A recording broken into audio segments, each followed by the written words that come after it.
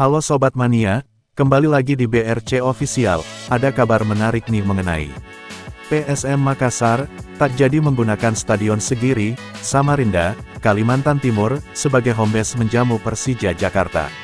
PSM Makassar, dijadwalkan melawan Persija Jakarta, pada pekan 24, Liga 1 2024/2025, Minggu, tanggal 23 Februari tahun 2025 pukul 16.30 WITA.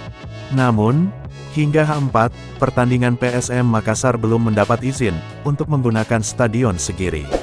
Padahal, surat telah diajukan manajemen PSM Makassar ke pemerintah kota, Pemkot Samarinda, untuk penggunaan stadion tersebut sejak beberapa hari lalu. Sampai hari ini, kita tidak dapat izin main di Stadion Segiri, ungkap media officer PSM Makassar, Sulaiman Abdul Karim, kepada tribuntimur.com, Rabu, tanggal 19 Februari tahun 2025. Manajemen PSM Makassar bergerak cepat untuk mencari venue lain. Jadinya, pertandingan PSM Makassar versus Persija akan digelar di Stadion Kapten Iwayan Dipta, Gianyar, Bali. Di Bali jadi, sebut Sule sapaan akrab Sulaiman. Tim berjuluk Pasukan Ramang ini masih harus menjadi tim musafir di putaran kedua Liga 1.